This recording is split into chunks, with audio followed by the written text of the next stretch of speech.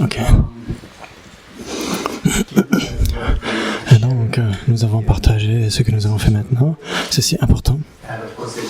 Et donc, bien sûr, ça demande beaucoup de mérite.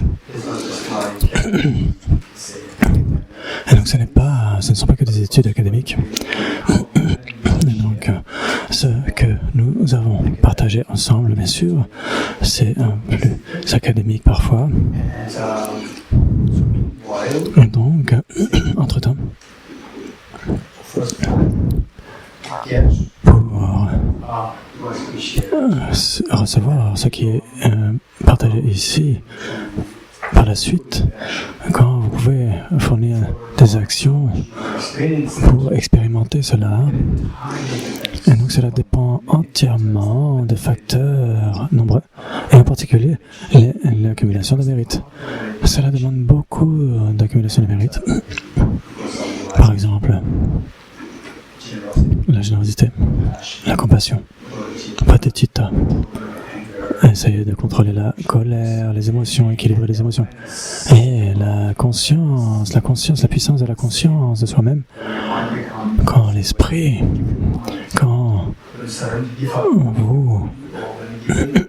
vous donnez dans les pensées négatives, quand vous vous en abstenez, quand l'esprit devient plus sauvage, on ne peut pas voir la nature de l'esprit.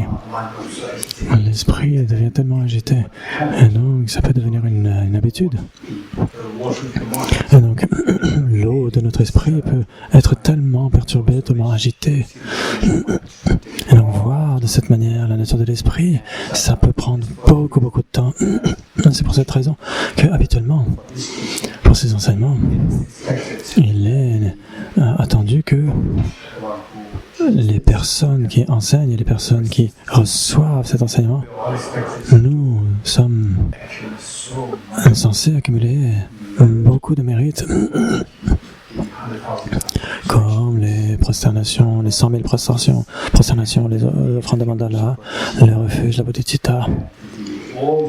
Et tous ces prérequis et ces pratiques préliminaires qu'on appelle Ngonjo sont nécessaires pour faire en sorte que notre esprit soit de plus en plus posé, de plus en plus calme, et pour que sur le temps on puisse ressentir la véritable nature de l'esprit.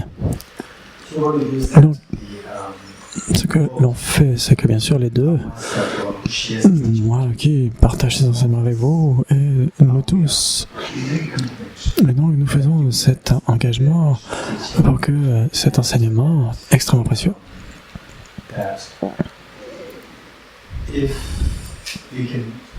si nous pouvons voir véritablement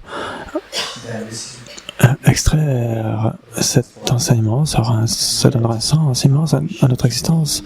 Et cependant, nous devrions être très réalistes de la façon dont, quand on voit quelqu'un, par exemple, quand on voit Albert Einstein qui était si bon en physique, et quand on se dit « Ah, moi je veux devenir demain Albert Einstein », et là les personnes sages vont dire « Mais comment est-ce qu'on devient Albert Einstein ?» Et il y a tellement de patience, il y a tellement de maîtres de science, et il y a tellement... Les enfants à l'école, c'est comme ça que je dois faire, en fait, c'est ce qu'on dit, c'est ce qu'on se dit quand on veut obtenir cet état. Alors, quand on a les fondements, quand on voit la merveille c'est la grandeur de Albert Einstein en physique, on voit le besoin d'avoir des fondations solides.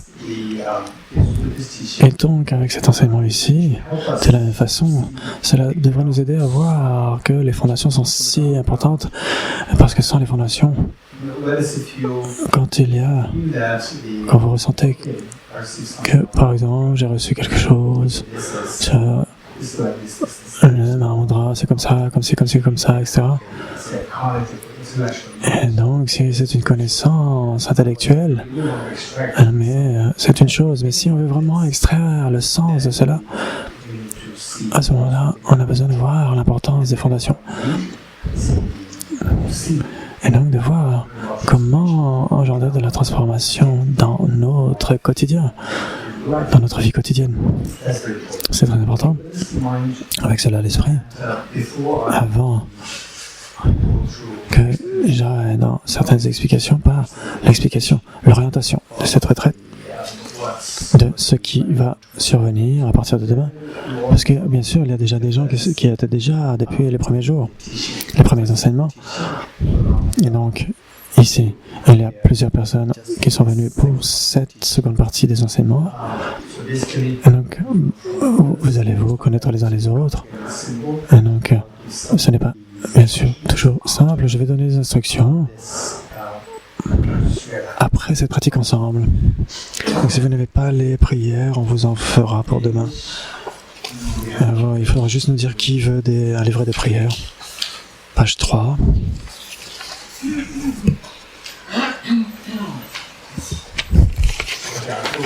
Première page. Alors, qui n'a pas? Qui n'a pas? Ok, d'accord. Ok, bon, pour demain, ça fait 2, 3. Ok, c'est bon, 3 livrets. Ok, 4. Ok. For tomorrow. Aude. Peut-être vous pouvez partager les prières en deux. Vous êtes Dominique et toi et Aude, et peut-être aussi tu l'as, Guillaume, tu as ce qu'il faut. Peut-être avec comment j'ai oublié ton nom de la demoiselle asiatique. Ok, ensemble, voilà, super, très bien, merci.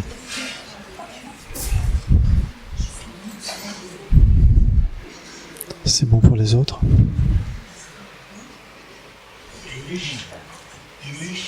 I have a French one. J'ai un français si vous voulez, j'ai une copie française. Ok, English.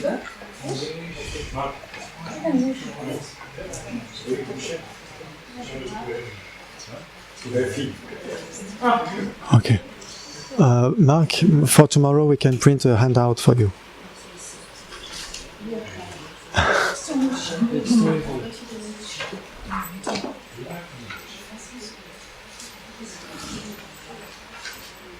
Ah ok, good. Je croyais.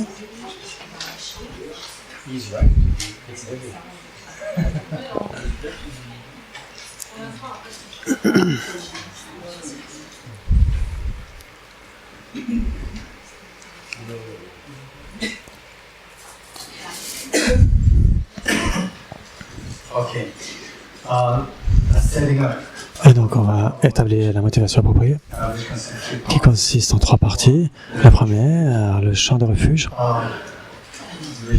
Quand nous visualisons le Bouddha Shakyamuni, sa sainteté le Dalai Lama, et tous les Bouddhas et les Bodhisattvas, et en particulier Panchen Losang Chögyal, et tous les maîtres de la lignée de la tradition Nyingmapa, de la tradition Kagyupa, Sakyapa et Gelugpa, et tous les grands maîtres de Chine, du Theravada. Et donc nous invoquons tous ces grands maîtres dans l'espace en face de nous.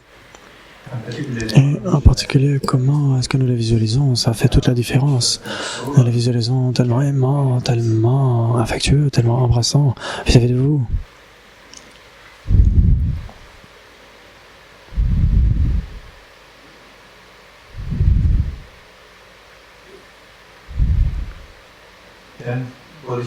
Et le champ de Bodhicitta, visualisez tous vos parents bien-aimés, vos deux côtés, et puis tous les êtres nommés, les membres de la famille, les êtres humains, les insectes, les animaux, les êtres des enfers, les prétas, les devas, les esprits.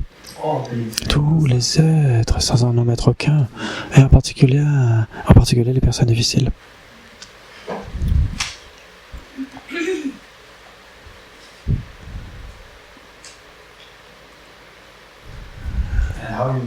Et comment est-ce qu'on les visualise? Cela fait toute la différence.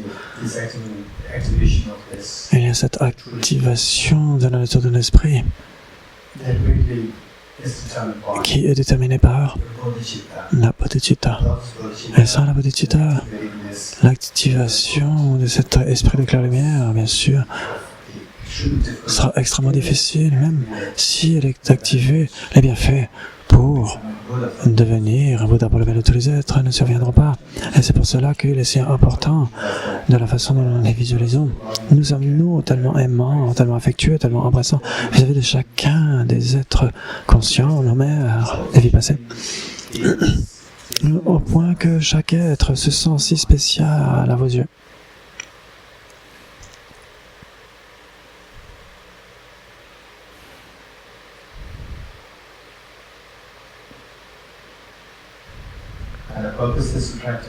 Et le but de cette pratique, c'est donc d'éveiller cette nature de Bouddha. Non, souvent, bien sûr, pour essayer d'activer le Mahamudra en nous, la véritable nature de l'esprit. Et tant que nous avons cette nature véritable, elle n'est pas manifestée en nous, c'est pour la raison que c'est comme de l'or qui est mêlé à la boue. La nature de l'or, c'est de briller, mais pourquoi est-ce qu'il ne brille pas? Parce que il est obstrué par la boue, et donc il faut éliminer la boue, séparer l'or de la boue. Et comment est-ce qu'on le fait? Donc, de la façon, on doit savoir quelle est la nature de cette boue. Ici, c'est l'illustration des souillures mentales, qui sont grossières et subtiles. Les souillures mentales grossières, cela renvoie au voile afflictif. Donc, la présence de ces voiles afflictifs empêche l'obtention du nirvana, ou la liberté par rapport au samsara. Et les souillures subtiles, c'est comme l'odeur de l'ail dans la boîte. Vous avez enlevé l'ail dans la boîte, et il y a toujours l'odeur de l'ail dans la boîte. Et donc, l'odeur de l'ail, c'est la métaphore pour les voiles cognitifs. Ce sont les souillures subtiles qui vous empêchent d'obtenir l'état d'éveil. Et comment est-ce qu'on enlève cela? C'est en employant un remède extrêmement puissant. C'est la sagesse de la vacuité. Et en particulier,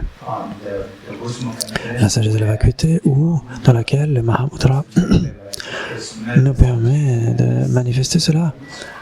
Et dans cette claire lumière subtile cette claire lumière sujet qui peut observer la claire lumière objet. Et donc c'est l'accomplissement du grand Mahamudra. Où la claire lumière sujet voit la claire lumière objet. Et donc ça va être le remède ultime pour éliminer toutes les souillures mentales. Donc pour activer cette claire lumière, cet esprit de claire lumière, cet esprit de claire lumière, comment est-ce qu'elle peut possiblement être manifestée dans toute sa splendeur? C'est grâce à la bodhicitta, bien sûr, cet amour inconditionnel vis-à-vis de tous les êtres, nos chères mères. Et donc il y a ce but. Et donc, on devrait garder à l'esprit que les remèdes très puissants pour éliminer les souillures mentales, ces remèdes, c'est uniquement pour activer, c'est une méditation active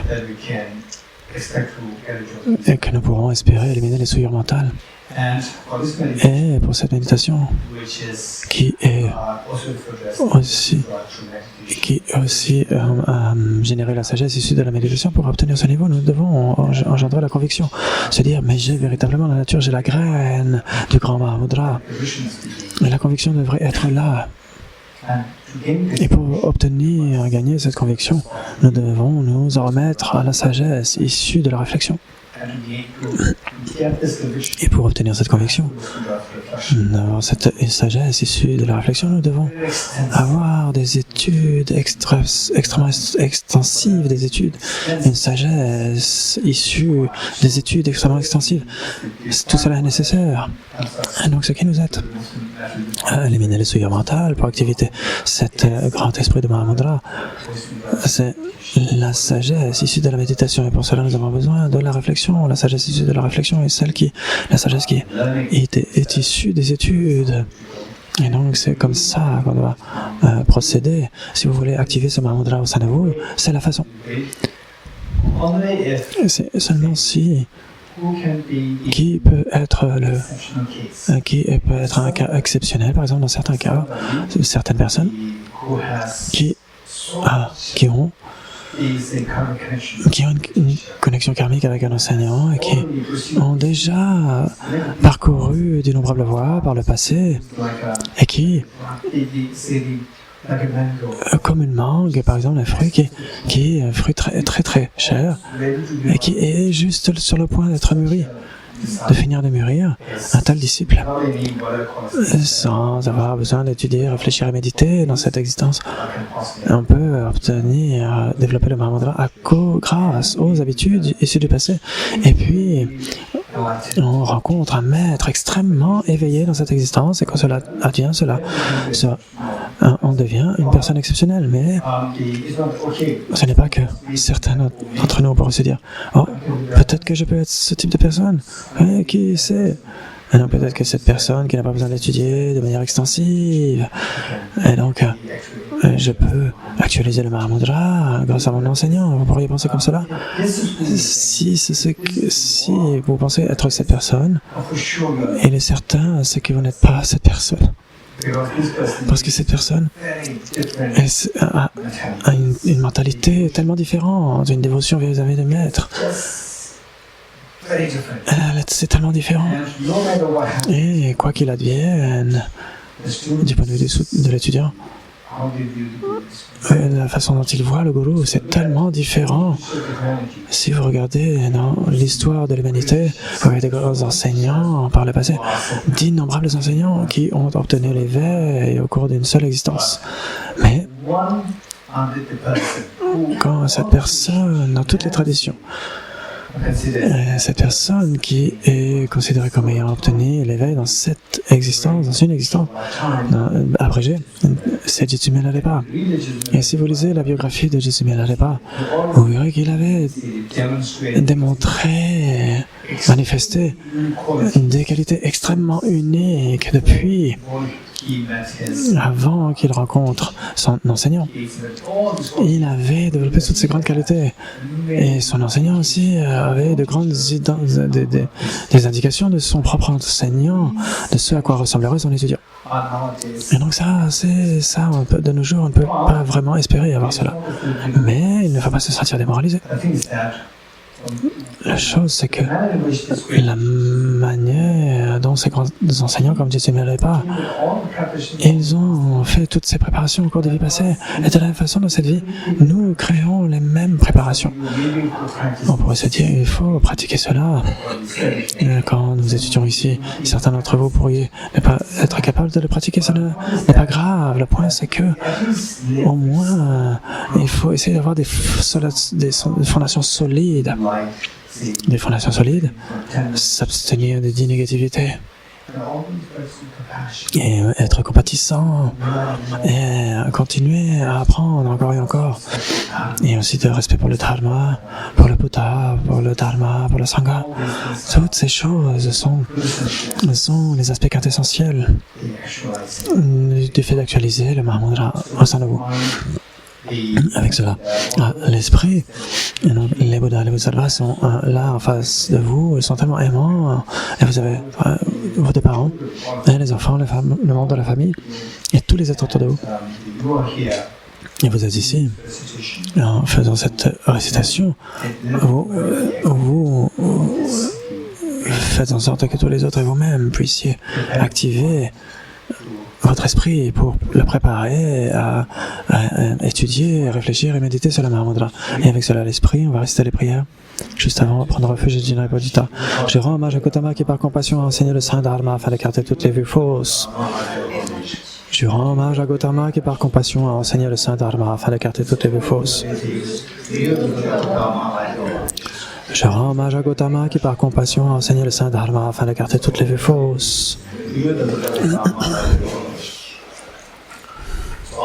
Chodam Sogye Chonam La Chanju Badu Dani Kya Suji Dagi Jin Sogye Ve Choknam Ki Dora Penji Sangye Duba Ijo Chodam Sogye Chonam La Chanju Badu Dani Kya Suji Dagi Jin Sogye Ve Choknam Ki Dora Penji Sangye Duba Ijo Chudon Sogi Choknam La Chunju Bardo Dani Kyasuchi Dagi Jinzo Yever Choknam Ki Dola Benji Sangi Duba Isho.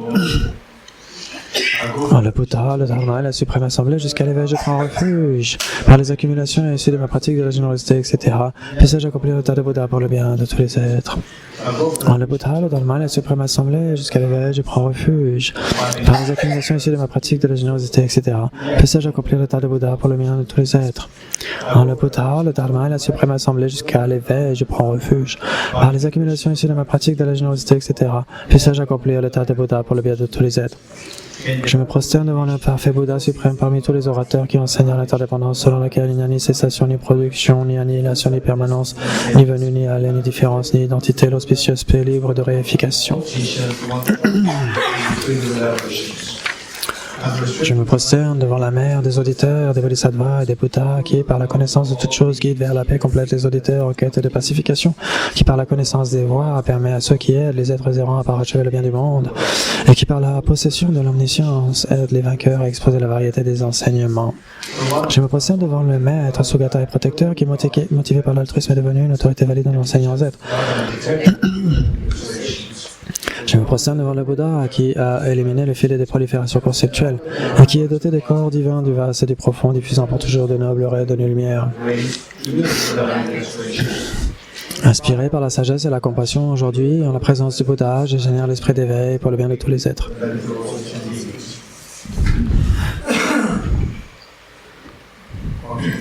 Ok.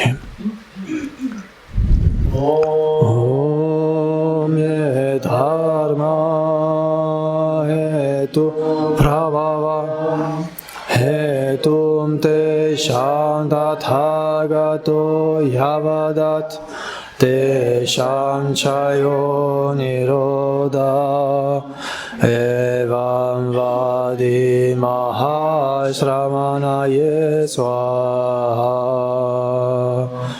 Om Ye Dharma Hetu Prabhava Hetum Te Tathagato Yavadat Te Shanchayo Niroda Evam Vadi Mahashramanaye Swaha.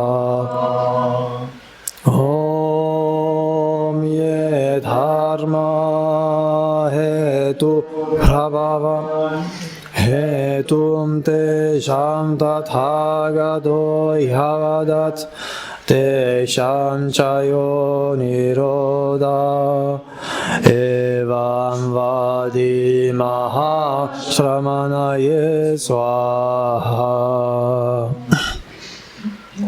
Tous les phénomènes viennent de cause. Ces causes sont enseignées par le Tathagata, de même que leur cessation ainsi par le grand renonçant. Profond, apaisé, libre d'élaboration, claire lumière et incomposé, tel est le Dharma semblable au nectar que j'ai découvert. N'ayant trouvé personne qui puisse comprendre cet enseignement, je me retirerai en silence dans la forêt. Inconcevable et inexprimable perfection de sagesse, sans naissance ni cessation de la nature de l'espace, objet de la sagesse individuelle, je me prosterne devant la mère des vainqueurs des trois temps. Les quatre sceaux du Bouddha Dharma. Tous les composés sont impermanents, tous les contaminés sont souffrance, tous les phénomènes sont vides et sans soi. Le nirvana est la paix. Le Guru est le Bouddha, le Guru est le Dharma, de même le Guru est la Sangha. Le Guru est la source de tout ce qui est noble, je prends refuge en le Guru.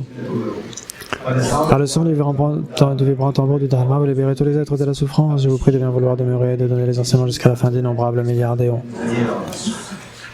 Le Bouddha ne lave pas les négativités des êtres, pas plus qu'il n'ôte leur souffrance de ses mains ou qu'il ne leur transfère ses réalisations spirituelles. C'est parce qu'il leur enseigne la vérité de la cité que les êtres sont libérés. Les mains jointes, je supplie les Bouddhas de tous les horizons d'allumer la lampe du Dharma pour nous tous qui sommes égarés de l'obscurité de la souffrance et de la récitation qu'on récite pendant les offrandes de lumière. Ensuite, les instructions, c'est les partir des quatre attachements. Si vous êtes attaché à cette existence, vous n'êtes pas un pratiquant spirituel. Si vous êtes attaché au samsara, vous n'avez pas les renoncements.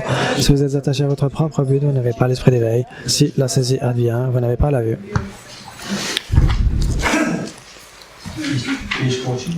Ensuite, la louange au Bouddha Shakyamuni.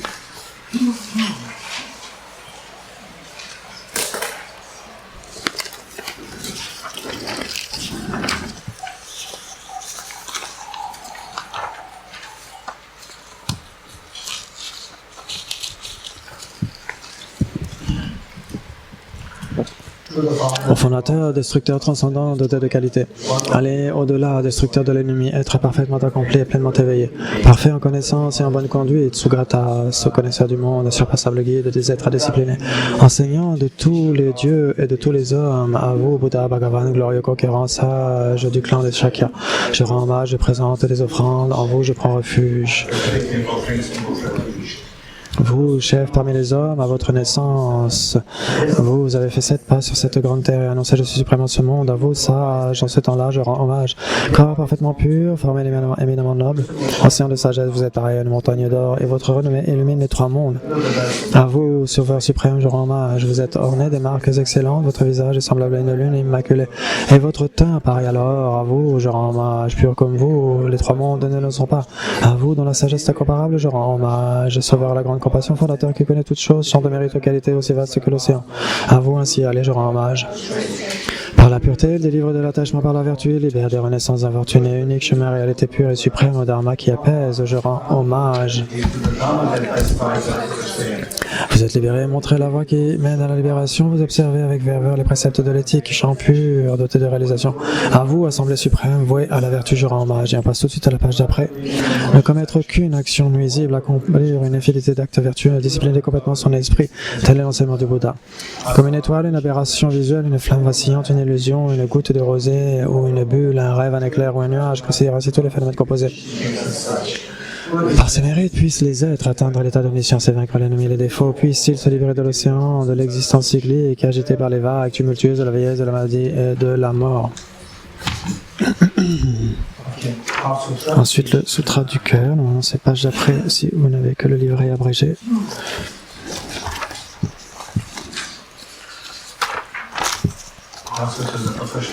Le Sutra de la perfection de sagesse.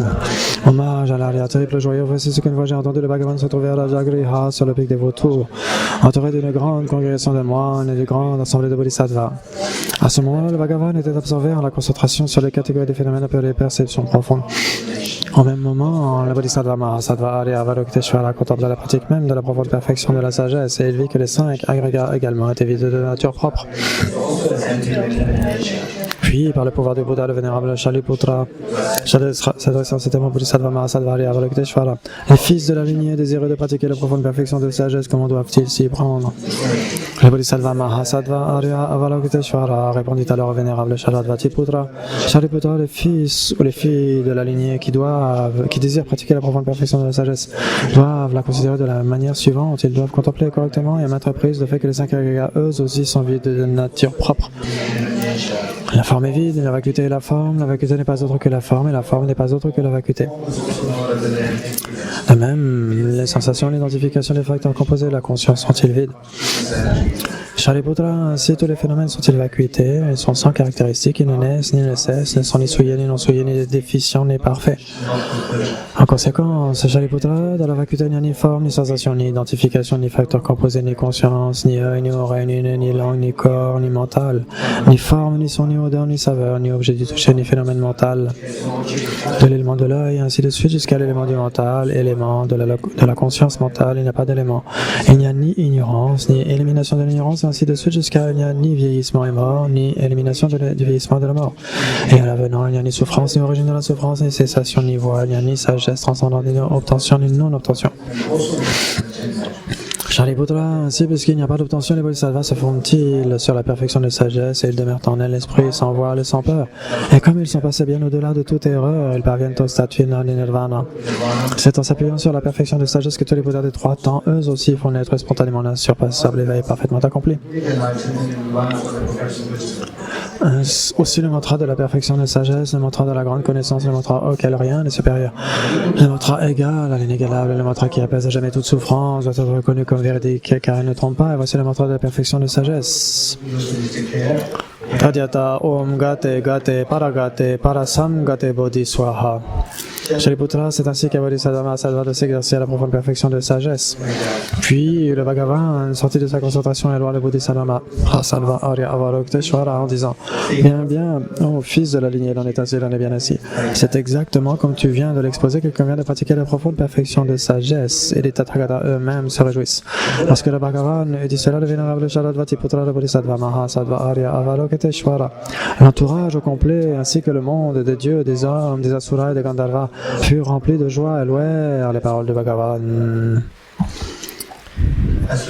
Donc on récite ensuite, juste à la page d'après, juste le mantra du sutra. Donc imaginez que vous êtes là, donc c'est page 31c. Et donc visualisez que le Bouddha est présent sur le pic de Voutour, que vous êtes présent ici aussi, et qu'il y a ce dialogue qui s'est tenu entre Arya Avalokiteshvara et Shariputra. Et donc on le récite, imaginez que vos parents, vos enfants, et tous les êtres, vos chers parents, vos chères mères, sont là aussi sur le pic de Voutour, en présence de Bouddha Shakyamuni, Arya Avalokiteshvara et Shariputra.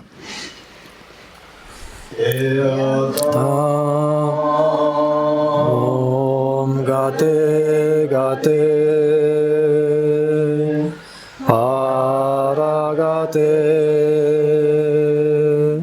Arasam Gate Bodhiswaha Tadyata Om Gate Gate Aragate Arasamgate Bodhiswaha Tadyata Om Gate Gate Aragate Arasamgate Bodhiswaha Tadyata Om Gate Gate Aragate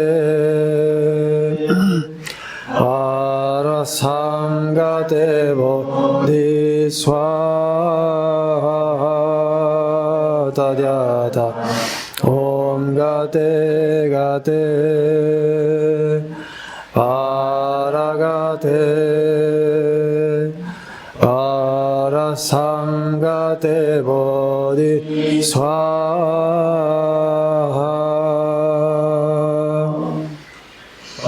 Par les enseignements des trois joyeux suprêmes, dotés du pouvoir de la vérité, que les obstacles de la terre extérieure soient transformés, qu'ils soient chassés, qu'ils soient inexistants, qu'ils soient apaisés, que toutes les forces négatives contraires au Dharma soient complètement pacifiées. Puisse la multitude 84 000 obstacles être dissipés, puisse sur nous être séparés des problèmes et des situations adverses au Dharma, puisse tout le plaisir être en accord avec le Dharma, puisse le bonheur parfait et tout ce qui est de bon augure régner ici et maintenant. Les 8 strophes dans l'entraînement de l'esprit. C'est la page d'après si vous avez le livret abrégé. Les 8 strophes de Geshe Langri Tamba. Déterminé à obtenir le plus grand bienfait possible grâce à tous les êtres qui sont plus précieux que le joyeux qui exauce les souhaits, je les considérerai comme les plus chers à tout instant. En compagnie d'autrui, je me considérerai toujours comme le plus bas de tous et du fond du cœur, je tiendrai les autres pour chers et suprêmes. Dans toutes mes activités, vigilant dès qu'une émotion perturbatrice s'élève dans mon esprit et mettant en danger les autres et moi-même, je l'affronterai et m'en détournerai sans tarder. Quand je vois des êtres d'un naturel méchant accablés par de violentes négativités et d'intenses souffrances, je chérirai ces êtres rares comme si j'avais trouvé un trésor précieux. Si par jalousie d'autres me maltraitent, par des injures, des insultes ou autres malveillances, j'accepterai la défaite et leur offrirai la victoire. Quand celui à qui j'ai fait du bien et en qui j'ai placé tous mes espoirs me blesse cruellement, je verrai en lui mon saint maître. En bref, directement et indirectement, j'offrirai tout bienfait et tout bonheur à tous les êtres mémères. En secret, je prendrai sur moi leurs actions nuisibles et leurs souffrances. Sans être contaminé par les souillures, des conceptions fausses, des 8 préoccupations mondaines, puissais-je percevoir que tous les phénomènes sont illusoires, être affranchis de l'asservissement et de l'attachement. Et ensuite, il y a une strophe qui est rajoutée, qui est issue des dédicaces, mais qui n'est pas ici dans le livre que vous avez. Elle est à la fin.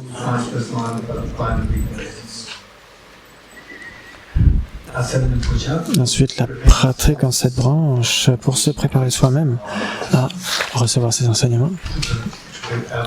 pour préparer notre esprit. Et donc c'est la prière d'aspiration royale. Donc nous faisons des prestations, des prosternations, des offrandes, nous confessons les négativités, nous réjouissons, nous demandons les enseignements, nous demandons au Bouddha de ne pas quitter ce monde, et nous dédions qu'il reste avec nous, les êtres conscients, et nous dédions les mérites pour que le Dharma puisse fleurir et pour le bien de tous les êtres.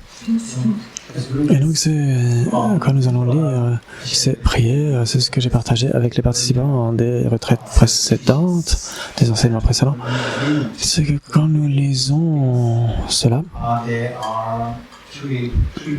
il y a 3 façons de le faire. Première, les mots s'écoulent, c'est tout. Et second, quand les mots s'écoulent et le sang s'est reflété. 2. Et 3, quand les mots s'écoulent, le sang s'est reflété et l'expérience s'est invoquée.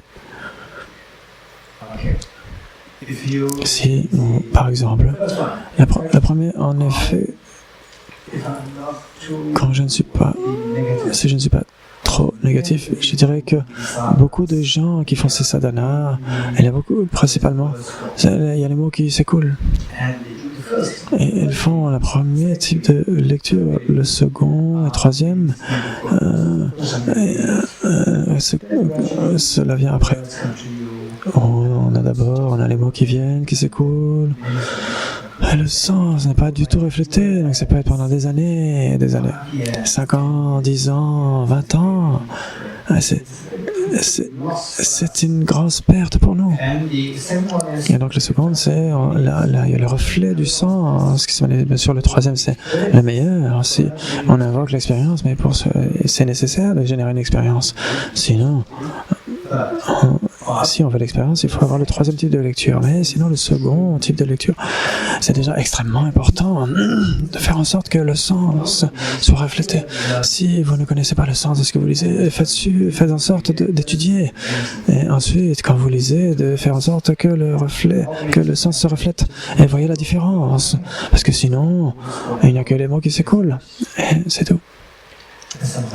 Et parfois, je ne sais pas dans quelle mesure vous ressentez cela, mais vous avez certainement l'expérience, mais parmi les Tibétains, nous avons des gens qui ont tellement de lectures à faire, des récitations. Ah, ça c'est important, ils le récitent, et encore autre chose, ils le lisent.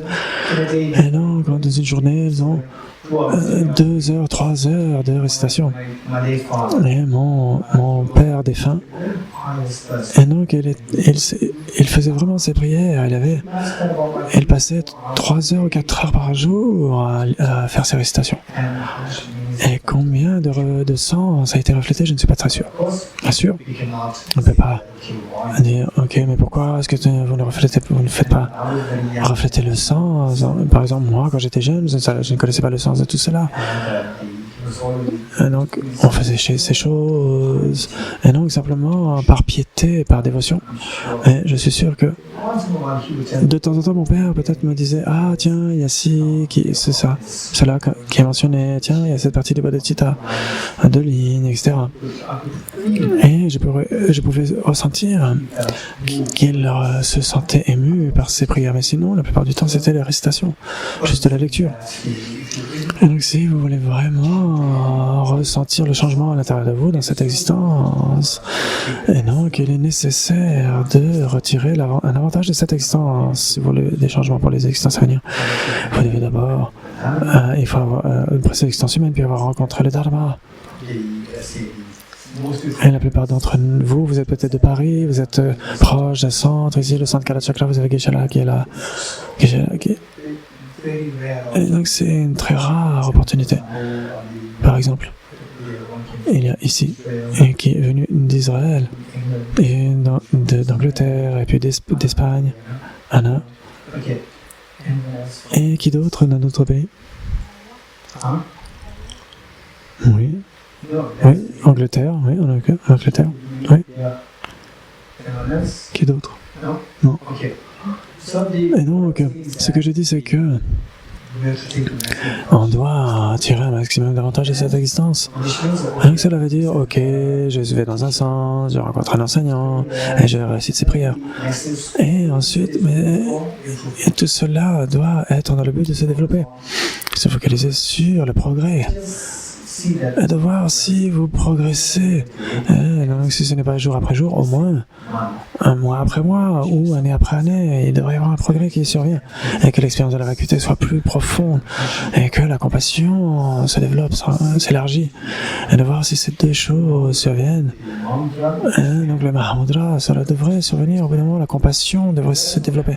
Si cela n'arrive pas, ou vous méditez, et vous observez l'esprit, et puis quand vous allez à l'extérieur, vous allez juste vous comporter comme une personne ordinaire, avec tellement de colère, d'attachement, etc. Et donc c'est sans intérêt.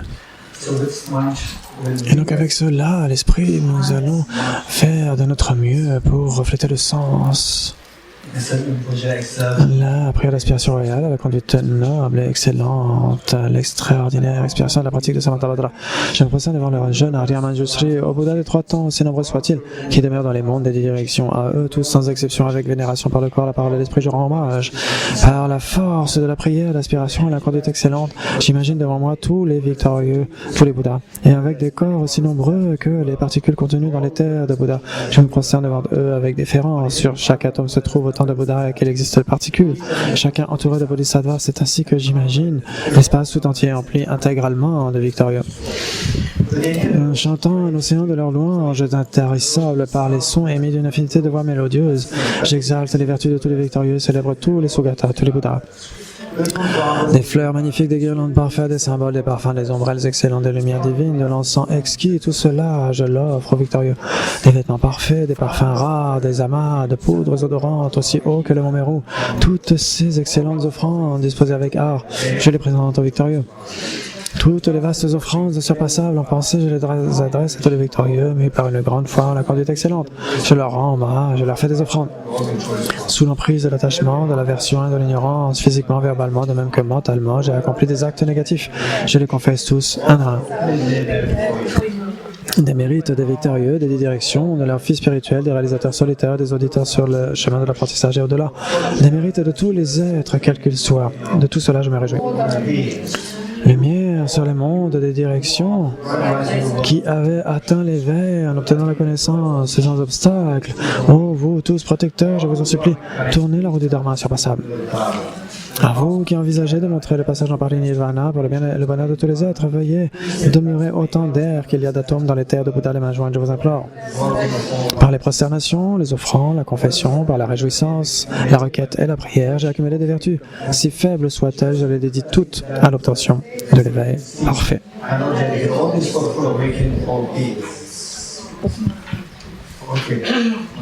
Ensuite, l'offrande de mandala, la page d'après. L'offrande de mandala, nous offrons tout ce qui est meilleur, tout ce que vous avez, tout ce que vous pouvez, tout ce à quoi vous pouvez penser, tout ce qui est meilleur, visible ou même visualisé. Tout cela, on l'offre en de grande abondance à tous les Bouddhas et les Bodhisattvas. Et on doit connaître la raison pour laquelle nous faisons cela. L'idée fondamentale, c'est que si on peut voir comment l'esprit fonctionne, par exemple, quelqu'un que vous aimez, cette personne, le degré d'amour que vous attribuez à cette personne, selon cette mesure, vous allez ressentir que vous allez ressentir le fait d'être prêt. Vous êtes prêt à offrir quelque chose à quelqu'un. Vous aimez tellement cette personne, vous allez tout donner à cette personne, à vos enfants, à vos parents. Les parents donnent tout à leurs enfants. Ils donnent tout, les parents. Est-ce que les enfants donnent tout à leurs parents? Pas tellement. Donc les enfants, surtout quand les enfants sont petits, ils donnent tout du temps, de l'énergie, les ressources, tout à leurs enfants. C'est exactement ce que nous devons apprendre, nous devons réfléchir à cela et reconsidérer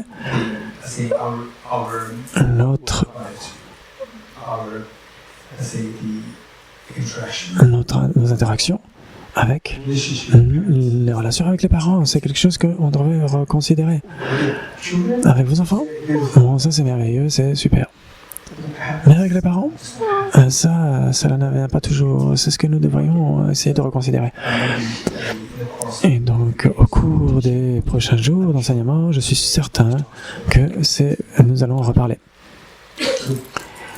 Et donc le point ici, c'est que nous offrons les plus belles choses à tous les Bouddhas et les Bodhisattvas pour se connecter nous-mêmes à tous les Bouddhas et les Bodhisattvas, pour se connecter. Et donc cette connexion, ça veut dire le sens de réceptivité, l'admiration vers les qualités de tous les Bouddhas et les Bodhisattvas, et en particulier les qualités d'amour, de connaissance et qualités de puissance. Et donc vous ressentez l'admiration envers ces qualités pour que vous puissiez générer ces qualités en vous-même pour le bien de tous les êtres. Cette terre ointe de parfums jonchés de fleurs, ornée de Montmelo, des 4 continents, du soleil et de la lune, je la visualise comme un champ de Bouddha, je l'offre. Puissent tous les êtres jouir de cette terre pure.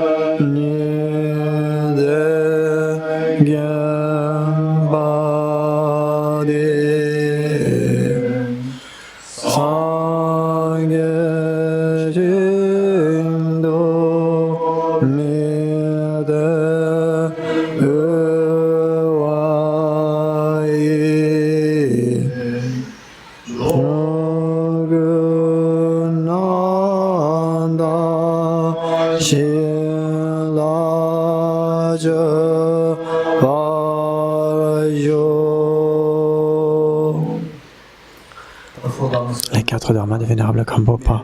Puissais-je être béni afin que mon esprit se tourne vers le dharma. Puissais-je être béni afin que ma pratique dharma soit sur la voie correcte. Puissais-je être béni afin que la voie soit libre de défauts. Puissais-je être béni afin que les défauts soient vus à la lumière de la sagesse supérieure. Les 4 dharmas du vénérable Bhikshu Mahasattva.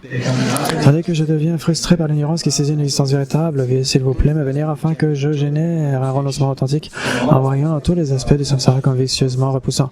Veuillez s'il vous plaît me bénir afin que mon continuum mental déborde de précieuses bodhicitta qui consiste à chérir autrui plus que soi-même.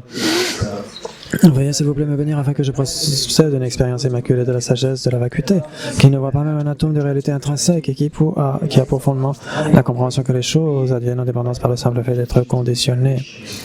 Veuillez s'il vous plaît me bénir afin que mon continuum mental déborde de la précieuse sagesse de félicité vacuité non duel. Idam Guru Ratna Mandala Kalniryatayami. Ensuite, la feuille de route de la voie vers l'éveil et le fondement de toutes les qualités de la Matsongkhapa. Le fondement de toutes les qualités est le maître bienveillant, pur et parfait. Se vouer à lui est la base de la voie. Veuillez me bénir afin que, réalisant clairement cela et m'y appliquant avec diligence, je me remette à lui avec grand respect. La liberté précieuse qu'offre cette renaissance obtenue pour une fois est d'une valeur inestimable et difficile à retrouver. Veuillez me bénir afin qu'en comprenant cela, je fasse naître la pensée qui sans relâche, jour et nuit, en extrait l'essence. Cette vie est aussi impermanente qu'une bulle d'eau. Puissais-je me souvenir qu'elle décline rapidement et que très vite survient la mort. Après la mort, de même que l'ombre suit le corps, les actions blanches et noires sont suivies de leurs effets. Veuillez me bénir afin que, fermement convaincu de cela, je veille toujours attentivement à abandonner toute négativité si minime soit-elle et à accomplir toute action vertueuse. Je poursuis la poursuite des plaisirs samsariques et la porte de toute souffrance, source d'insatisfaction. Ces plaisirs ne sont pas fiables. Veuillez me bénir afin qu'ayant pris conscience de ces désavantages, j'aspire intensément à la félicité de la libération. Suscité par cette pensée pure, naissent l'attention, la vigilance et une grande circonspection. Veuillez me bénir afin que je prenne à cœur l'observance des vœux de Pratimoksha, racine des enseignements. Tout comme je suis moi-même tombé dans l'océan des samsara, tous les êtres nommés et sont aussi tombés. Veuillez me bénir afin que j'en prenne conscience, m'exerce au suprême esprit et prenne la responsabilité de libérer tous ces êtres errants. Si je m'en tiens à la seule production de l'esprit d'éveil sans mettre en pratique les 3 sortes d'éthique, je n'obtiendrai pas l'éveil. Veuillez s'il vous plaît me bénir afin qu'ayant bien compris cela, j'observe avec grande ardeur les vœux des Bodhisattvas. Veuillez me bénir afin qu'ayant apaisé les distractions envers les objets incorrects et analysé correctement le sens de la réalité, je fasse naître rapidement dans mon continuum mental la voie qui unit le calme mental et la vue profonde. Veuillez me bénir afin que, devenu un réceptacle pur par la pratique de la voie commune, je franchisse l'excès languet des êtres fortunés, le suprême véhicule Vajra. Dès lors, la base, accomplissement des deux types de réalisation est l'observance pure des vœux et engagements sacrés. Veuillez me bénir afin que, fermement convaincu de cela, je les protège même au prix de ma vie. Veuillez me bénir afin qu'ayant réalisé l'importance des deux stades, essence du Vajrayana, et je réalise l'enseignement du Saint-Maître en m'adonnant avec grande ardeur et sans relâche à la pratique des 4 sessions. Ainsi, puissent les maîtres qui montrent la noble voie, les amis spirituels qui la pratiquent, jouir d'une longue vie. Veuillez me bénir afin que tous les obstacles intérieurs et extérieurs soient définitivement apaisés. Dans toutes mes existences, sans jamais être séparé des maîtres parfaits, puissais-je jouir de la splendeur du Dharma et parachevant les qualités des terres des voies, puissais-je rapidement atteindre l'état de Vajradhara. Et donc ici, on va réciter le mantra 3 fois. Mitsema, c'est la page d'après. D'abord en français. Avalokiteshvara, grand trésor de compassion sans objet, Manjushri, tout-puissant, la sagesse immaculée, Vajrapani, destructeur de toutes les hordes de Mara. Son Krapa, fleuron des sages, du pays des neiges, à vos pieds, le Sanjapa. J'adresse mes requêtes. Quand nous allons réciter le mantra Mitsema, les personnes qui viennent, qui sont juste venues aujourd'hui et qui sont... Ce mantra a été originellement composé par le Vatsakapa lui-même, en tant que louange à son maître, qui était Jitun Arandavashunuloja, et qui il a rendu son maître égal aux 3 Bouddhas, le Bouddha de compassion, le Bouddha de sagesse et le Bouddha de puissance, Arya Avalokiteshvara, Arya Manjushri et Arya Vajrapani. Et donc l'enseignant a lu cette louange composée par l'Vatsakapa et il a effacé son propre nom et il a ajouté et il a remplacé par le nom de son disciple, la Vatsakapa.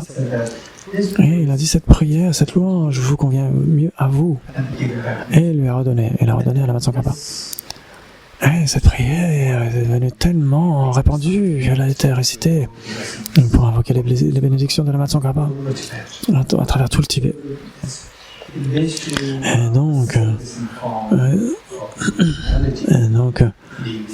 donc juste pour la mélodie, c'est une question de mélodie, on a éliminé on chante seulement 4, la 3e est mise en parenthèse.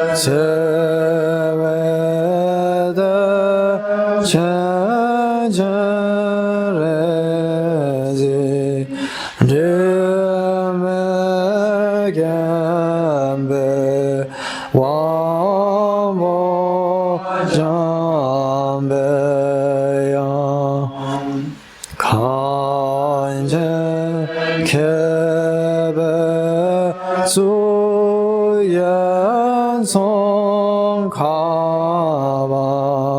로산라베 샬라 세와데.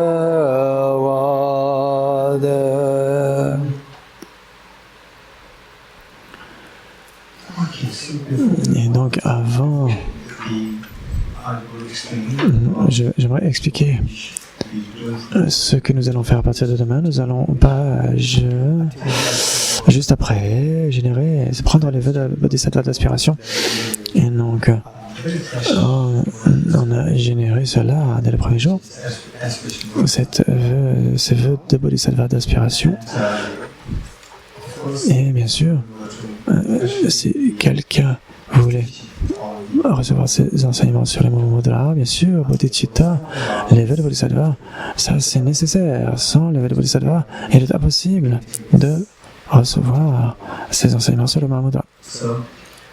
Et donc, pour cela, nous allons invoquer les bénédictions de tous les Bouddhas et les Bodhisattvas. Nous allons visualiser le Bouddha Shakyamuni, sa sainteté de Dalai Lama, et tous les êtres éveillés, les grands maîtres, tels que les maîtres Saraha, les maîtres Tilopa, les maîtres Naropa, Jitsun Marpa, Jitsun Mila, Jitsun Dharvolaji, Gambopa, et tous les autres maîtres de cette lignée Kagyupa et jusqu'à Jitsun Sanjogye. Et donc j'ai reçu ces enseignements de sa sainteté le Dalai Lama. Et donc simplement pour recevoir les bénédictions de tous ces êtres éveillés, de tous ces maîtres de la lignée. Et chacun d'entre eux est tellement aimant, tellement affectueux.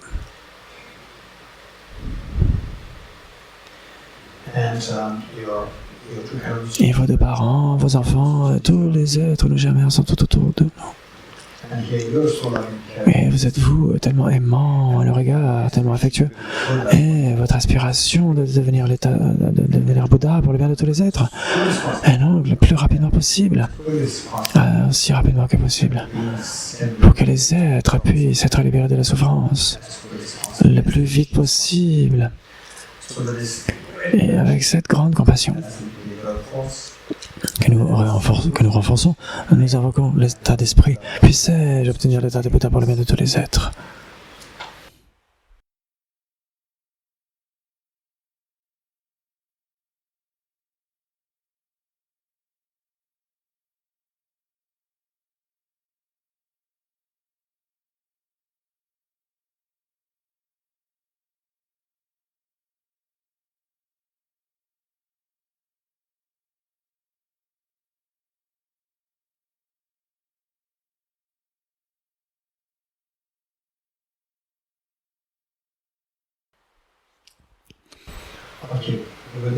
Avec cet état d'esprit de bodhicitta, nous allons réciter les 3 versets ensemble. C'est la page d'après, là où il y a le disque de Vajra, le Vajra et le disque de lune. Je prends refuge dans les 3 joyeux, confesse mes toutes négativités individuellement. Je verge des vertus de tous les êtres. Je maintiens le précieux esprit d'éveil à mon cœur. C'est la page d'après où se trouve le Vajra et le disque de lune, le dessin. Et donc je vais expliquer aujourd'hui un petit peu, et à partir de demain matin, nous n'aurons pas besoin d'expliquer cela. Donc la première strophe ici que nous lisons là, l'engagement que nous effectuons, puisse-je obtenir l'état de Bouddha pour le bien de tous les êtres. C'est l'engagement que nous prenons d'obtenir l'état de Bouddha. Et donc bien sûr, nous avons besoin d'un voyage, c'est le plus important des voyages vers l'éveil. Et donc initialement, nous n'avons jamais fait cela, nous n'avons jamais entamé ce voyage jusqu'à maintenant. Et donc cela demande, cela comprend des défis, c'est un voyage extrêmement important, cela demande un soutien immense. Et le meilleur des soutiens que nous pourrons avoir, c'est celui des 3 joyaux. C'est pourquoi la première ligne dit « Je prends refuge dans les 3 joyaux ». Buddha, Dharma et Sangha. Et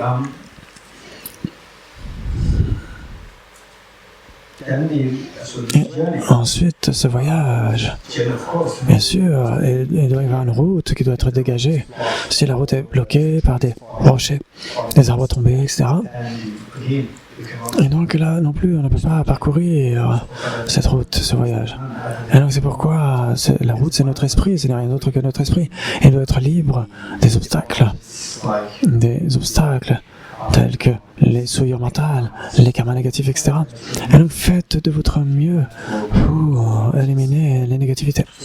Et donc pour cela, c'est fait de la meilleure façon qui soit, en disant je confesse toutes mes négativités individuellement. Et donc maintenant la route est dégagée, mais si la voiture n'a pas de carburant pour aller se diriger vers la destination, et donc la voiture ce n'est rien d'autre que notre esprit là aussi, et donc il doit être rempli du carburant, des mérites, des vertus. Et donc les Bouddhas ont mentionné que cet enseignement de Mahamudra a tellement nécessite tellement de mérites, ce n'est pas si facile.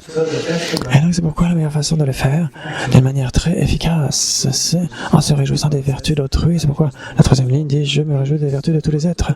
Les Bouddhas, les Bodhisattvas, les Shravaka, les Vaccaka Bouddhas, et tous les amis, vous-même, toutes les vertus, vous vous réjouissez de cela. Et là, maintenant, la route est dégagée, la voiture est pleine de carburant. Et donc, quel type de voyage allons-nous effectuer? Je veux aller vers l'éveil. Et donc, c'est pourquoi la quatrième ligne dit littéralement « Je maintiens le précieux éveil en mon cœur ». Et donc, nous allons réciter cette 3 fois. Je prends refuge dans les 3 joyaux, je confesse toutes mes négativités individuellement, je me réjouis des vertus de tous les êtres, je maintiens le précieux esprit d'éveil en mon cœur. Je prends refuge dans les 3 joyaux, je confesse toutes les négativités individuellement, je me réjouis des vertus de tous les êtres, je maintiens le précieux esprit d'éveil en mon cœur. Ensuite, les strophes qui suivent, en fait, elles sont en une, en bas de la page, ces 2 strophes en une. Et donc, c'est pour activer les facteurs importants, pour activer la graine de l'éveil en nous.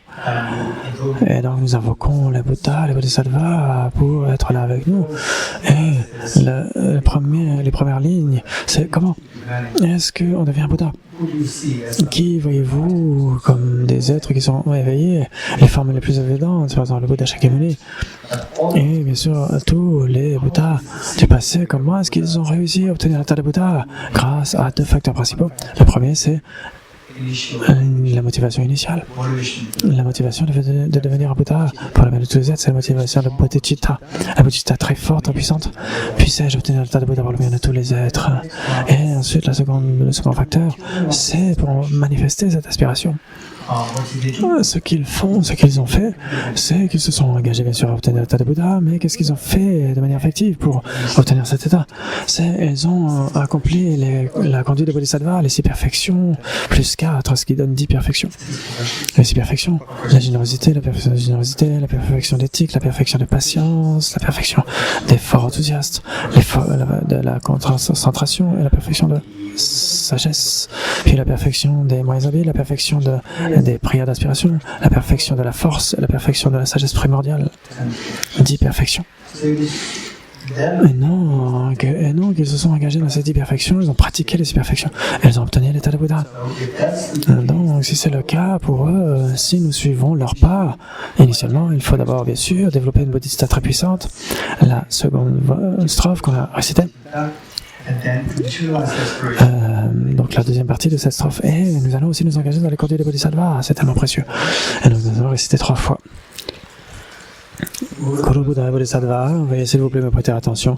De même que les Bouddhas du passé ont généré l'attitude de bodhicitta, et de même qu'ils maintenaient avec succès la conduite des Bodhisattvas, je vais moi aussi générer l'attitude de bodhicitta pour le bien de tous les êtres et m'engagerai avec succès dans les pratiques de Bodhisattva. Guru, Bouddha, Bodhisattva, veuillez s'il vous plaît me prêter attention, de même que les Bouddhas du passé ont généré l'attitude de bodhicitta, de même qu'ils maintenaient avec succès la conduite des Bodhisattvas, je vais moi aussi générer l'attitude de bodhicitta pour le bien de tous les êtres et m'engagerai avec succès dans les pratiques des Bodhisattvas. Guru, Bouddha, Bodhisattva, veuillez s'il vous plaît me prêter attention. De même que les Bouddhas du passé ont généré l'attitude de bodhicitta, de même qu'ils maintenaient avec succès la conduite des Bodhisattvas, je vais moi aussi générer l'attitude de bodhicitta pour le bien de tous les êtres et m'engagerai avec succès dans les pratiques des Bodhisattvas.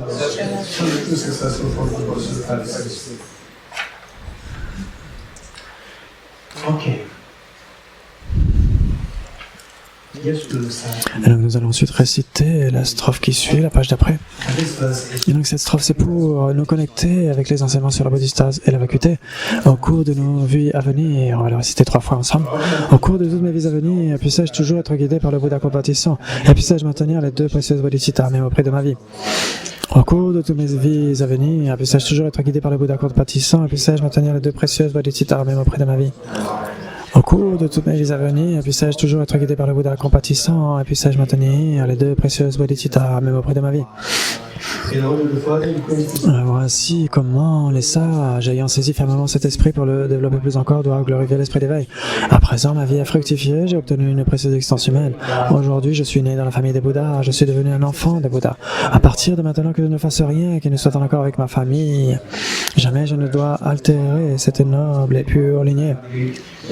Comme un aveugle ayant trouvé un joyau dans un tas de poussière, de même est né en moi cet esprit d'éveil, un événement extrêmement rare.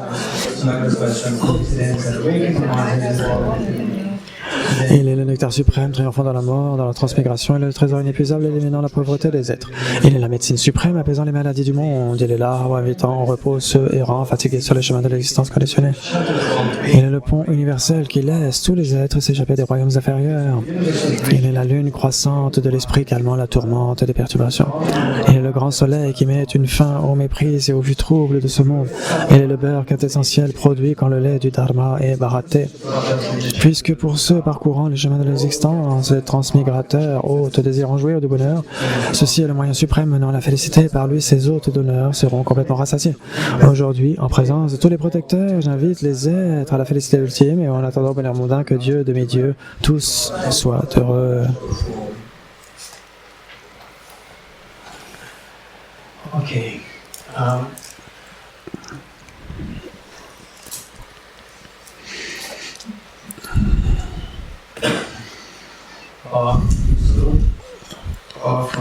Donc à partir de demain, le matin on a la pratique à partir de 6h à 8h.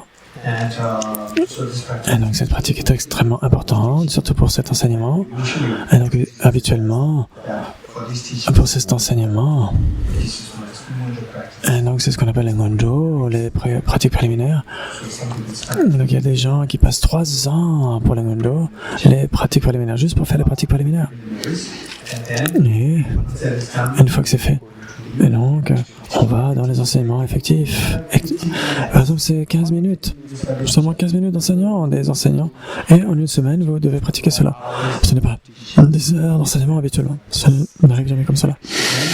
Et ensuite 15 minutes d'enseignement, puis vous êtes supposé revenir chez vous et puis méditer dans une cellule et pendant toute la semaine.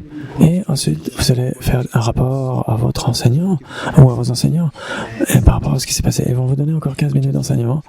Et donc, quelques lignes, puis après, vous allez pratiquer. C'est la tradition.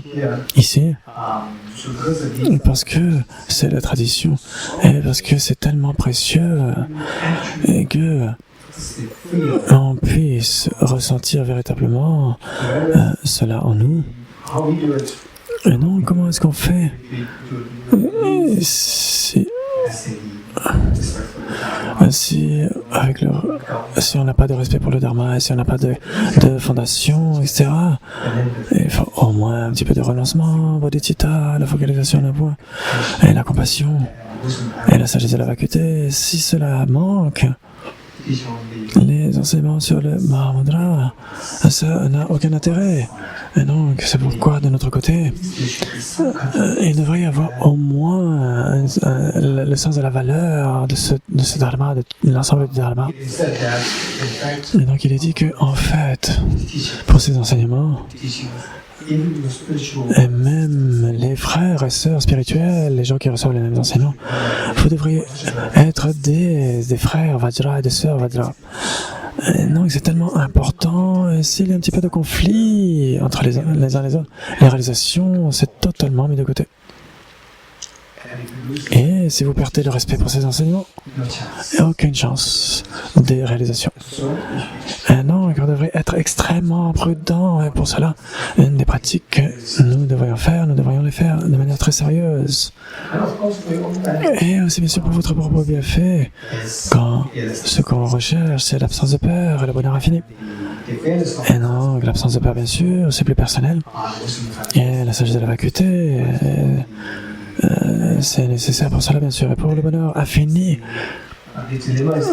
le dilemme, ce n'est pas vraiment un dilemme, c'est une harmonie. Et donc vous voulez un bonheur infini. Et donc ce qui vous donne un bonheur infini, c'est l'amour infini vis-à-vis des autres. Le souhait infini de donner un bonheur infini à tous les autres. C'est ça qui vous donne le bonheur infini.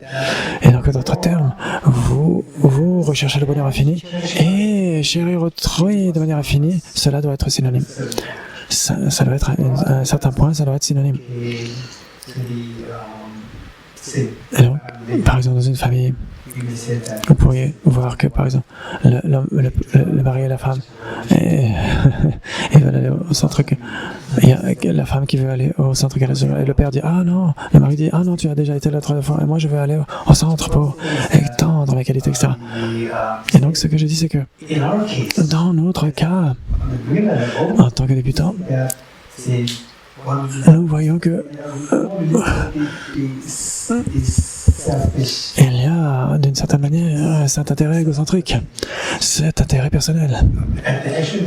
Et en réalité, c'est pourquoi? C'est pour l'éveil. Et pour l'éveil, ça veut dire chérir les autres. Et donc initialement, c'est comme ça que cela fonctionne. C'est comme ça que cela fonctionne.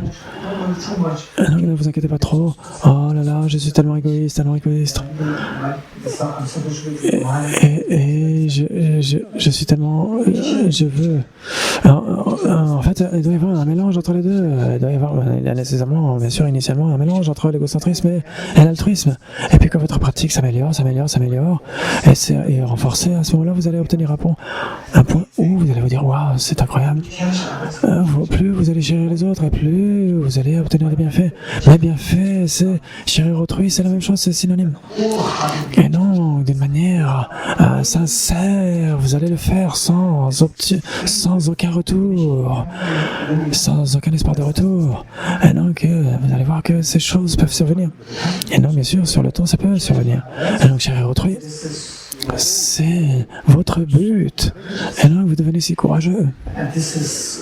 Et c'est là où, dans un coin de votre esprit, vous pouvez vous dire, mais qui va prendre soin de moi? Non, cela ne va pas venir.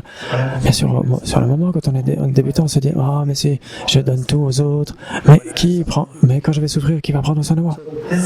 Et donc, c'est là où notre spiritualité est très faible. Mais on doit commencer avec cela. Et donc, les pratiques du matin sont très, très importantes. Ensuite, on aura les groupes de discussion. Les groupes de discussion. Et donc, oui, les groupes de discussion sont très importants. Et je dirais que pour cet enseignement, on n'aura pas de 3 enseignements par jour, seulement 2 enseignements par jour. Et une session, on va la consacrer à vos méditations personnelles. Quoi que vous ayez appris, vous allez méditer sur cela. Vous allez pratiquer, nous allons pratiquer la méditation. Et ensuite, bien sûr, ce que j'enseigne, vous allez méditer. Une session par jour, on va la consacrer pour cela. Et si possible, essayez de venir ensemble. Parce que dans certains cas, bien sûr, de manière collective, il y a parfois certains obstacles ici et là, ça peut être une perturbation ici, une distraction ici et là. Mais si vous voyez que la méditation en groupe ne vous aide pas, à ce moment-là, vous pouvez vous asseoir dans un autre endroit et vous faites votre pratique. Et c'est une chose. Et puis, le point suivant, c'est que, il est très important, que j'aimerais partager avec vous, c'est que les les enseignements, les pratiques préliminaires sont si importantes. Le renoncement, bodhicitta, la sagesse de la vacuité. Si ces trois choses ne sont pas là, et quoi que vous, quel que soit le temps que vous allez passer à essayer d'observer votre esprit sur la conscience de la conscience, vous n'obtiendrez rien. Et cela peut même être contre-productif. Et donc, le matin, par exemple, nous allons faire un peu de pratique de focalisation en un point, vers le shamatha, sur le souffle. Et donc, je vais suggérer d'inclure cette méditation sur le souffle. Et faites un petit peu de méditation sur la conscience de la conscience. Et puis, de temps en temps, le souffle, essayez d'alterner entre les deux. Ne faites pas trop de méditation sur la conscience. Parce que quand on n'est pas prêt, on a, par exemple, d'une manière traditionnelle, vous êtes censé méditer pendant plusieurs mois sur les pratiques préliminaires. Sans cela, vous n'allez même pas avoir d'enseignement sans cela. Donc c'est la tradition. Et donc il y a des raisons derrière cela. Mais de nos jours, on reçoit tout, n'importe où. Et donc c'est la raison pour laquelle j'ai accepté de donner cet enseignement. D'abord, Elisabeth m'a demandé de donner ces enseignements. J'ai dit OK. Et ensuite, j'ai dit mais quel thème? Et donc, le sujet m'est venu. Et donc, j'étais hésitant vis-à-vis de ces enseignements. Mais je sais que si je donne un peu de ces enseignements sont tellement distribués n'importe où. Et donc, sans aucune mise en garde. Et donc on part dans la mauvaise direction et ça peut être extrêmement dangereux. Initialement, et donc moi j'ai essayé de pratiquer sérieusement moi-même en retraite et j'ai ressenti quelque chose. Je me suis dit, mais ça c'est une pratique très dangereuse si votre esprit n'est pas prêt. C'est pourquoi ces grands enseignants ont créé cette tradition de faire toutes ces préliminaires et quand votre esprit n'est pas prêt, sinon il peut facilement sombrer dans le laxisme mental. Qu'est-ce que ça veut dire? Qui veut dire ce qu'est le laxisme mental?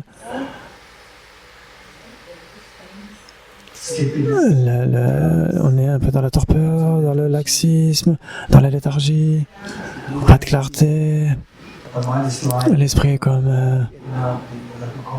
dans le coma. Et ça c'est très dangereux, c'est extrêmement dangereux. Au moment où vous pratiquez bien sûr, c'est très dangereux, le mantra. Par exemple, quand on fait des méditations de Vipassana pendant 10 jours, donc par exemple Ganga c'est très populaire à travers le monde. Et si c'est pratique, si quelqu'un l'a fait pendant 3 ans, etc., et donc si quelqu'un le fait selon cette pratique, et donc quelqu'un qui est un pratiquant très sincère, et il a dit qu'on a la tendance naturelle pour la proactivité. Le sens de curiosité, etc. Cet état d'esprit s'arrête. Il est détruit. Après 3 heures de ces pratiques. Et donc il est devenu tellement calme, très paisible. Des gens qui étaient un peu perturbants, elle était calme. Les gens lui disaient des choses bien, elle était calme. La maison est en train de brûler, elle reste calme. C'est très dangereux. La proactivité est totalement éliminée. Et donc ce n'est pas à cause de l'erreur de la méditation en tant que telle, c'est l'erreur de la façon dont vous la pratiquez. Sans préliminaire approprié, c'est très dangereux, c'est ce que j'ai ressenti. Et donc c'est pourquoi. Et donc à partir de cela, je vois qu'il y a tellement de stages qui sont donnés partout, n'importe où, à tout le monde, si facilement par n'importe qui. Et donc je me suis dit, mais ça c'est très dangereux. Et les gens sont parfois, au lieu d'être aidés, cela peut engendrer d'une grande nuisance sur le long terme. Et donc ce que j'espère ici, c'est que je connais certains d'entre vous, par exemple, la Vénérable Elisabeth, bien sûr, et qui est depuis 50 ans dans le Dharma, qui est extrêmement tournée vers le Dharma, qui a créé ses centres, qui a tellement créé de mérites, il n'a fait aucun doute. Et Jimba, et certains d'entre vous, Patrick, et Marie, et d'autres personnes qui viennent de la retraite précédente, et des seniors, des juniors, par exemple, il y a les deux Virginie. Sophie. Anne-Sophie. Okay. Ok. So there's some Et from il y a des gens de Nalanda NEC2, Laura, NEC3, le troisième cursus au Tibet House. okay, and it's 2 and 3. Donc 2 et 3. Et Christine, I started j'ai commencé cette année. Okay. Any more? Et qui d'autre? There. Anna, Anna, and this is 3. NEC3, 2. 2. Okay. And Sophie, and this Anne-Sophie, and this one. And this is 2. le 2. La deuxième année, le deuxième programme. Then, yes, of course. Et Ben, bien sûr. Then and this 2. Et toi, le 2, deuxième année. Oui. From here, they should know more. Et donc, elles se connaissent mieux. Okay. So what I'm saying is Et donc, ce que je dis, c'est que okay. So for this practice, pour cette pratique, ce qui est nécessaire, c'est que on doit connaître la psychologie la psychologie bouddhiste. La psychologie bouddhiste. Et donc, bien sûr, il n'y a pas bien sûr de nuisance d'étudier la psychologie occidentale, mais vous devez étudier la psychologie bouddhiste parce que vous verrez votre esprit, vous allez voir votre esprit de la meilleure façon qui soit. Et donc, si vous voyez votre esprit au travers de la psychologie bouddhiste, vous allez connaître votre esprit bien mieux. Et donc, une fois que c'est fait, vous allez pratiquer un petit peu de cette focalisation en un point. Par exemple, sur le souffle ou l'image du Bouddha en face de vous, visualisez.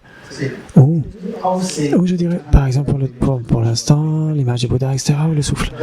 Et donc, ça, c'est nécessaire. Et donc, c'est la psychologie bouddhiste que nous allons étudier. Et au fil du temps, nous allons aller dans la psychologie plus subtile. Les niveaux plus subtils, il y a différents niveaux. Et donc, on essaie d'observer notre esprit pour voir ce qui est enseigné, pour voir si cela fait sens pour vous. Et entre-temps, il y a la focalisation sur l'image du Bouddha, ça c'est très important. Et donc, on essaie de complémenter cela. Et la sagesse de la vacuité, bien sûr, ce sera extrêmement utile. La sagesse de la vacuité, ça va faire en sorte que votre esprit soit si agile. Et il peut simplement se mouvoir dans votre esprit de manière extrêmement habile. Et là, vous allez observer la conscience de la conscience, la méditation des Mahamudras. Et là, vous allez faire cela et vous pourrez lire des enseignements, de nombreux enseignements sur le Mahamudra. Vous n'aurez pas d'enseignement direct là. Vous ne verrez nulle part des enseignements qui vont dire c'est l'expérience que vous devez obtenir. Jamais vous allez la trouver. Dans n'importe quel enseignement du Mahamudra, vous n'allez pas trouver cela. Pourquoi? Parce que c'est très étrange. Si je devais expliquer les détails les détails de quoi? J'ai pas entendu. Ah, pardon, le goût du chocolat. Si je devais expliquer le goût du chocolat, qui pourrait? C'est comme ça, c'est juste comme ça. Essayez d'expliquer le goût du chocolat, vous ne pourrez pas vraiment expliquer. Donc vous devez de toute façon le manger. Et donc l'expérience du Mahamudra, nulle part. Il y a ces grands textes, ces livres sur le Mahamudra. Par exemple, le clair de lune, le Ganga, du Gange, de Tilopa. Tous ces grands maîtres indiens, et vous ne verrez nulle part que c'est ce type d'expérience qu'il faut développer. Et donc, il y a simplement des idées qui sont données ici et là. Le feu et la chaleur, par exemple. Vous pouvez ressentir la chaleur quand vous êtes à côté du feu. Ces enseignements vous mèneront là, mais avec vos niveaux de purification, la dévotion au maître, tout cela combiné ensemble, vous allez expérimenter cela graduellement. Et donc c'est pourquoi graduellement, Quand je vois que ces enseignements sont donnés de manière si facile n'importe où, et que les gens, ils méditent là-dessus sans aucune base, et je me dis, mais ça, c'est très infortuné. Et donc, ce que nous espérons, c'est que pour nous, il n'y a aucune nuisance, même si vous n'êtes pas très préparé dans ces phases préliminaires, il n'y a pas de nuisance, ce n'est pas nuisible, tant que vous avez du respect pour ces enseignements, c'est le minimum requis, et si cela manque, à ce moment-là, le propos n'est pas accompli. Vous devrez au moins avoir un certain respect pour ces enseignements, c'est très important.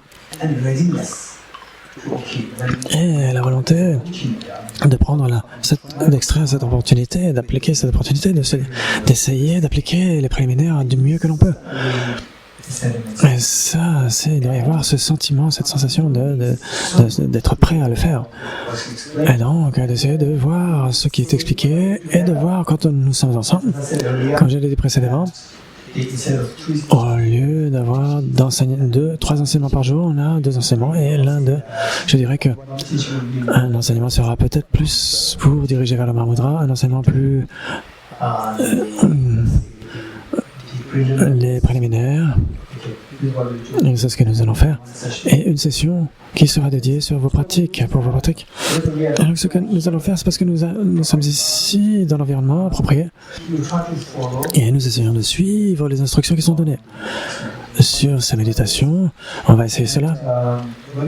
Et quand nous sommes là, c'est ok. Quand on va quitter l'endroit, si vous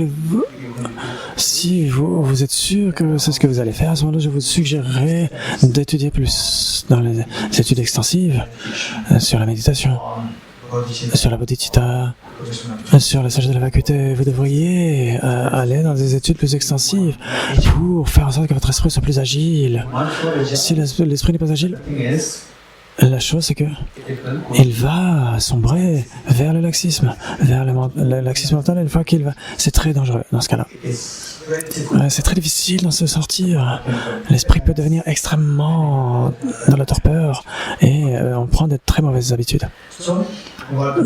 Donc le point, ce que je voulais partager avec vous, c'est qu'il n'y a aucune nuisance d'étudier ces choses-là, d'apprendre ces choses-là. Si vous apprenez avec beaucoup de respect, le plus profond respect dans ces enseignements, et vous allez prendre tellement bien. Et non, même si c'est assez loin de mon expérience, non, vous l'avez tellement bien apprise que par la suite, quand vous allez apprendre la psychologie bouddhiste, et que vous pourrez voir que beaucoup de choses, d'une certaine manière, les points qui sont mentionnés dans la psychologie bouddhiste, elles vont se révéler d'elles-mêmes à vous-même, d'une manière tellement différente. Et par la suite, quand le temps sera venu pour vous, ou de votre côté vous serez prêt pour avec la bodhicitta, le relancement, la sagesse de la vacuité, etc. Et vous verrez qu'il y a une petite portion de ces enseignements instantanément. Vous allez ressentir que vous êtes à la maison. Et donc vous allez simplement vous écouler dans cette méditation. C'est le bienfait de cela. Et c'est tout. On va s'arrêter là. Et donc nous allons faire les dédicaces, prières de dédicaces. C'est à la fin du livret. En anglais, c'est page 288. Et sinon, c'est à la fin du livret. Prière de dédicace additionnelle.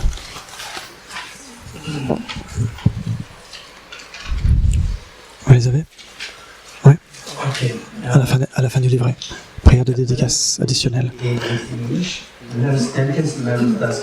Et donc on va bien sûr dédier les mérites accumulés jusqu'à maintenant pour que sa sainteté, le Dalai Lama, que ses souhaits soient spontanément accomplis, qu'il ait une longue vie, etc. Et que ses souhaits soient accomplis. Et que tous les grands maîtres des grandes universités qui sont les maisons mères du Dharma, et que tous ces grands maîtres dans les universités monastiques qu'ils vivent longtemps et que leurs souhaits s'accomplissent spontanément également, et que toutes ces grandes universités monastiques des différentes traditions, Sakya, Kagyu, Nyingma, Gelug, des traditions chinoises, des traditions du Theravada et des traditions tibétaines, que tous ces centres fleurissent dans leurs activités d'études, de réflexion, de méditation et dans les 2 bodhicittas.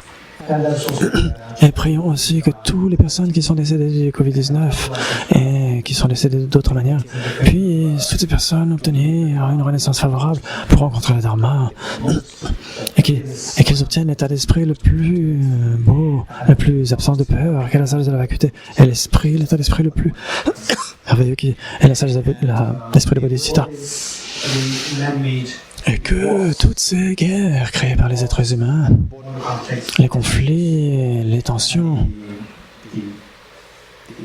et les divisions dans les différents pays et les violences domestiques, tout cela s'arrête et que les êtres puissent se tourner vers l'harmonie et la paix. Et donc, avec cela à l'esprit, nous allons réciter les prières ensemble. Dans la terre pure du Tibet, entourée de montagnes enneigées, vous êtes la source de tout bienfait et de toute joie. Ô Tenzin Gyatso Avalokiteshvara en personne, puissiez-vous demeurer jusqu'à la fin du samsara. Avec la sagesse de l'incité du héros Manjushri, à l'instar de Samantabhadra, afin de m'entraîner à suivre leur exemple, je dédie pleinement toutes ces vertus. Je dédie toutes ces racines de vertus avec la dédicace acclamée comme étant la meilleure par les vainqueurs ainsi à l'aide des 3 temps, afin que je puisse accomplir de bonnes activités. Puisse le précieux esprit d'éveil l'être là où il n'est pas né, là où il est né, puisse-t-il ne pas décliner mais toujours se répandre. Tant que demeurera l'espace, tant que des rangs en aura trace, puisse-je moi aussi rester pour leur souffrance dissipée. Par les mérites issus de ces actions vertueuses, puisse-je atteindre rapidement l'état de Guru Buddha et mener tous les êtres sans exception vers cet état éveillé. J'ai dédié les mérites ainsi accumulés à la réalisation des activités, des prières, des Bouddhas, des Bodhisattvas des 3 temps et au maintien du Dharma des écritures et de réalisation. Puisse-je, au cours de toutes mes existences, par la force de ces mérites, n'être jamais séparé des 4 cycles du Mahayana, et puisse-je accomplir toutes les étapes de la voie, le renoncement, Bodhicitta, la vie parfaite et les 2 phases. Avec le souhait de libérer tous les êtres, je prendrai toujours refuge jusqu'au cœur de l'éveil, en le Bouddha, le Dharma et la Sangha. Inspiré par la sagesse et la compassion, aujourd'hui, en la présence du Bouddha, je génère l'esprit d'éveil pour le bien de tous les êtres. Je prends refuge dans les 3 joyaux, je confesse toutes mes négativités individuellement, je me réjouis des vertus de tous les êtres, je maintiens le précieux esprit d'éveil à mon cœur. Vous qui clarifiez toujours plus la voie unissant, vacuité et compassion au protecteur du Dharma des êtres du pays des neiges. Et là, il manque le nom de sa sainteté. Oh, Tenzin Gyatso, je prie pour que vos souhaits s'accomplissent spontanément. Puis, les opérations... Ah, il manque une strophe ici.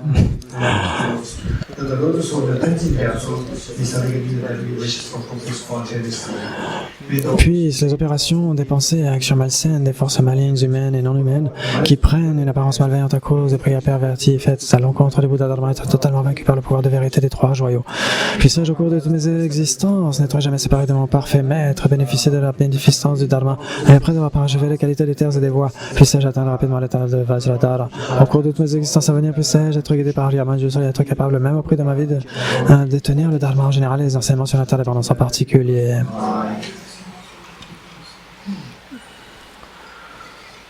Yata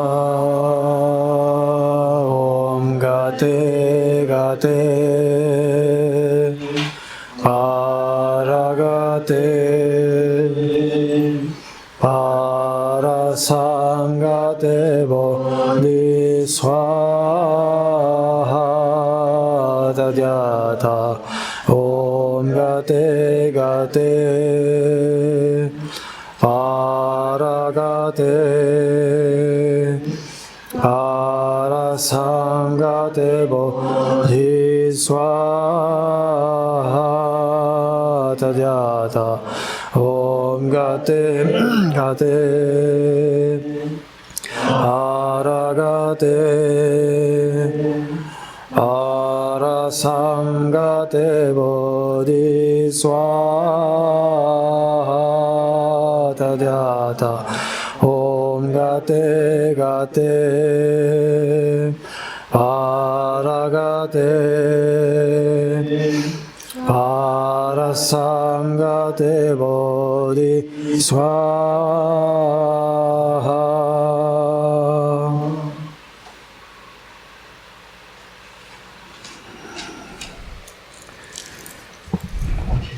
Trois prosternations ensemble.